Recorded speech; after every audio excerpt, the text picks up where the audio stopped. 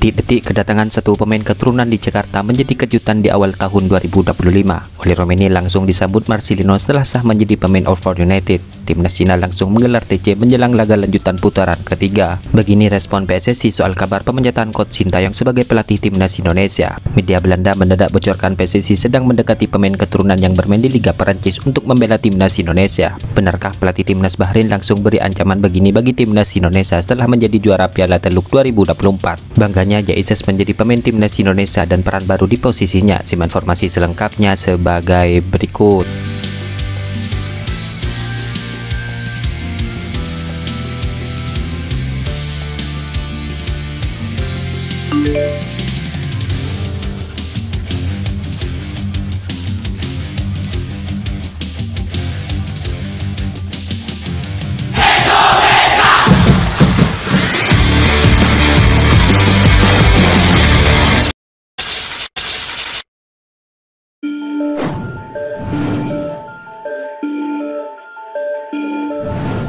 Oxford United kini telah resmi merampungkan perekrutan pertama mereka dan jendela transfer musim dingin dengan mendatangkan oleh Romeni. Pemain berusia 24 tahun itu menandatangani kontrak berdurasi 3,5 tahun dengan nilai transfer yang dirahasiakan. Namun meski begitu, kabar yang beredar menyebutkan bahwa angkanya mencapai 31,5 miliar. Setelah resmi diumumkan oleh Oxford United di akun medianya baru-baru ini, Romeni tampaknya langsung disambut baik oleh Marcelino, di mana Lino langsung menyapanya dan berjabat tangan dengan Romeni.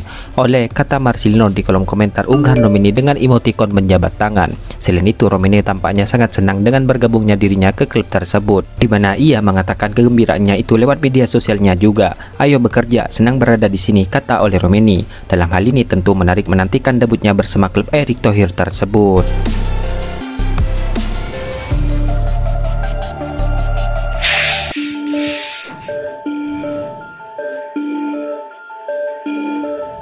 Salah satu anggota Exco PSSI yaitu Vivin Cahyani kini merespon soal rumor pemecatan coach Sintayong sebagai pelatih Timnas Indonesia. Ya, sebelumnya pemecatan coach Sintayong menggema di media sosial setelah gagal membawa Timnas Indonesia ke semifinal Piala ASEAN Cup 2024. Dilansir dari Antara, Vivin tidak memberikan jawaban spesifik terkait rumor tersebut. Namun ia menegaskan bahwa PSSI terbuka dengan segala kemungkinan demi mengantarkan Timnas Indonesia ke panggung Piala Dunia 2026. PSSI jelas punya target besar menuju ke Piala Dunia. Perlu dukungan semua pihak untuk bertransformasi menuju ke yang lebih baik dari segala sisi, kata Vivin. Untuk itu kami terbuka terhadap opsi-opsi apapun yang membuat Timnas Indonesia bisa semakin mendekati ke target utama, yaitu masuk ke kompetisi Piala Dunia, tambahnya lagi. Ya, sejauh ini Timnas Indonesia masih memiliki peluang besar untuk meraih tiket ke Piala Dunia 2026, di mana skuad Garuda telah meraih kemenangan pertama saat menjamu Arab Saudi di putaran ketiga pada November tahun lalu. Berbekal kemenangan itu, Timnas Indonesia berada di posisi ketiga grup C dengan 6 poin, di mana posisi ini merupakan target coach Sintayong dalam menukangi Timnas Indonesia menuju Piala Dunia 2026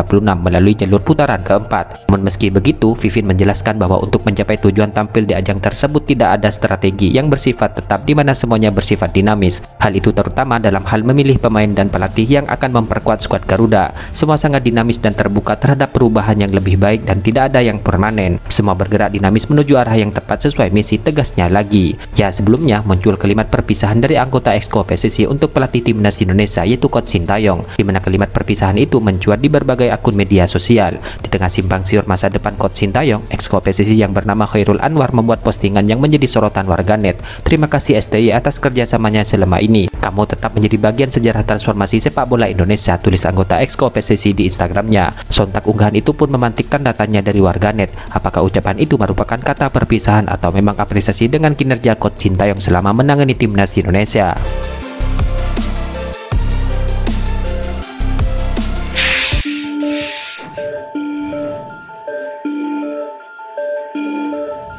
Media Belanda yaitu AD kini menyebutkan bahwa PSSI saat ini sedang mendekati pemain keturunan yaitu Mitchell Baker untuk memperkuat Timnas Indonesia, di mana mereka menyebutkan bahwa PSSI berusaha merayu sang pemain agar mau diproses menjadi WNI.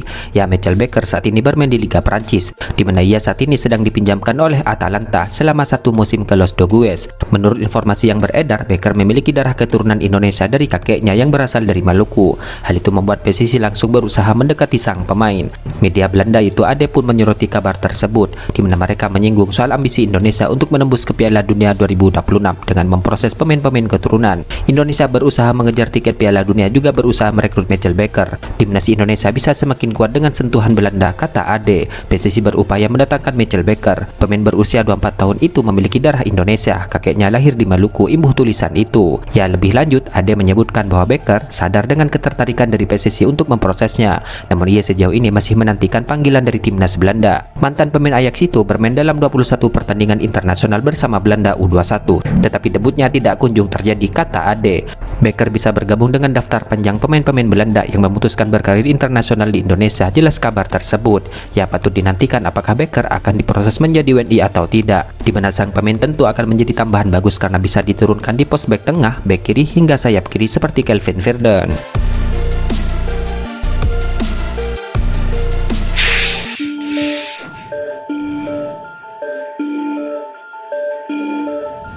Pemain keturunan yaitu Jens Reven mengatakan bahwa dirinya akan ke Jakarta pada bulan Januari ini untuk mengikuti pemusatan latihan bersama timnas Indonesia U20. Ya, Jens Reven sudah menjadi andalan coach Indra Safri di timnas Indonesia U20, di mana ia sudah menjadi andalan di Piala Asia U19 serta kualifikasi Piala Asia U20. Hasilnya pun bagus karena Garuda Nusantara berhasil menjadi juara Piala Asia U19.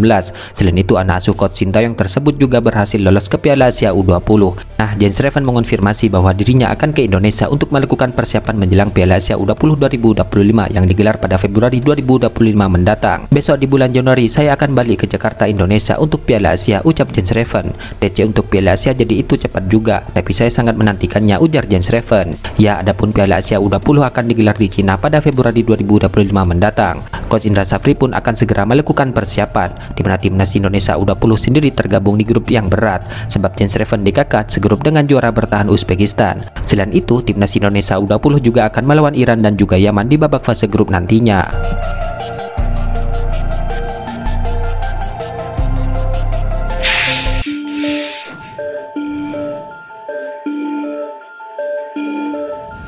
Bek timnas Indonesia yaitu JISS kini berkomentar terkait posisi bermainnya yang digeser ke tengah dalam posisi 3 bek sejajar.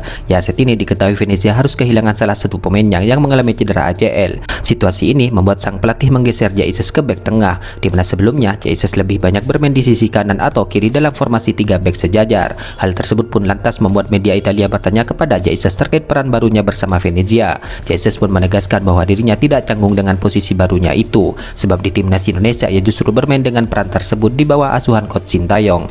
Peran saya di tim, saya sudah memainkannya bersama tim nasional Indonesia, ucap JISS penuh bangga. Kami sedang mengalami absen besar seperti yang dialami Voboda. Dalam kondisi seperti ini, semua pemain harus membuat dirinya tersedia untuk tim ini, sambung JISS. Ya, lebih lanjut, JISS mengatakan bahwa semua pemain ingin berkontribusi bagi timnya agar terhindar dari zona degradasi.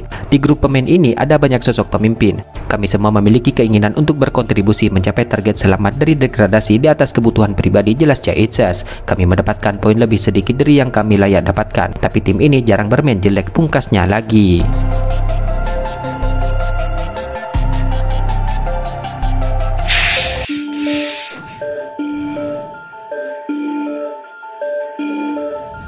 Timnas Bahrain saat ini punya modal kuat untuk menghadapi timnas Indonesia pada bulan Maret mendatang, di mana mereka baru saja menjadi juara turnamen Piala Teluk. Hal ini merupakan gelar juara kedua milik Bahrain pada ajang Piala Teluk 2024 ini, dan ini juga sekaligus menjadi alarm berbahaya untuk timnas Indonesia jelang bentrok di putaran ketiga pada Maret mendatang. Ya, jelas saja ini menjadi modal baik bagi timnas Bahrain untuk meladeni timnas Indonesia sebagai tim tuan rumah. Dragan Talajik pun menegaskan bahwa timnya punya mental baja di atas lapangan yang menjadi faktor bagi timnya bisa juara Piala Teluk. Kami menunjukkan hati seorang juara hari ini.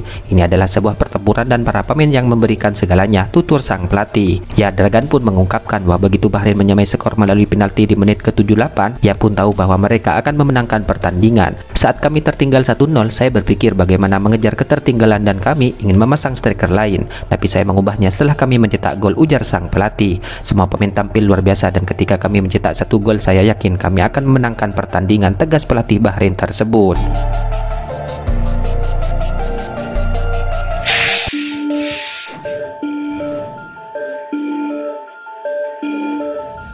Laga putaran ketiga kualifikasi Piala Dunia 2026 zona Asia kini masih berjalan lebih dari 2 bulan lagi. Namun menariknya, timnas Cina sudah melakukan persiapan untuk pertandingan ajang tersebut. Hal itu dibenarkan oleh pemberitaan salah satu media asal Cina, yaitu Sohu, di mana baru-baru ini media Cina tersebut memberitakan bahwa timnas Cina akan menjalani pemusatan latihan pada 8 Januari 2025 mendatang. Tidak diketahui berapa lama pemusatan latihan timnas Cina tersebut. Namun merujuk pada Liga Sepak Bola Cina Divisi 1, diperkirakan pemusatan latihan tersebut akan digelar hingga Februari 2025. Pasalnya Liga Cina 2024 digelar pada Maret hingga November 2024. Dengan begitu diperkirakan Liga Cina musim 2025 akan digelar pada Maret 2025 mendatang.